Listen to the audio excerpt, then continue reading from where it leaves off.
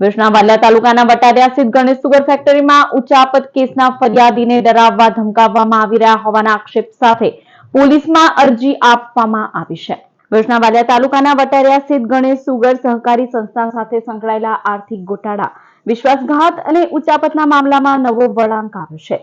કેસના ફરિયાદી પુષ્પેન્દ્રસિંહ સુણાવાએ તેમને ધમકાવવાના પ્રયાસો થઈ રહ્યા હોવાના આક્ષેપો સાથે પોલીસમાં અરજી આપી કાર્યવાહી કરવાની માંગ કરી છે. ગણેશ સુગર સહકારી સંસ્થાના તત્કાલીન ચેરમેન સંદીપ માંગરોલા સહિતના પૂર્વ સંચાલકો સામે આર્થિક ગેરરીતિઓના આક્ષેપોને લઈને તપાસ હાથ ધરવામાં આવી હતી અને મામલો પોલીસ ચોપડે પણ નોંધાયો હતો. ફરિયાદી પુષ્પેન્દ્રસિંહ સુણાવાના જણાવ્યા અનુસાર કોર્ટમાં કેસની તારીખ દરમિયાન તેમને જીવનને જોખમ તેમજ આર્થિક નુકસાન પહોંચાડવાની ધમકીઓ આપવામાં આવી રહી છે.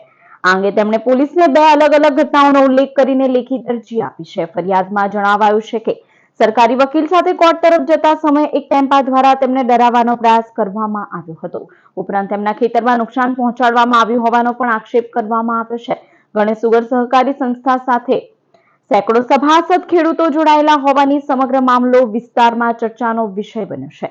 હવે ફરિયાદીના આક્ષેપોને લઈને પોલીસ દ્વારા શું કાર્યવાહી કરવામાં આવે છે તેના પર સૌની નજર મંડાઈ છે.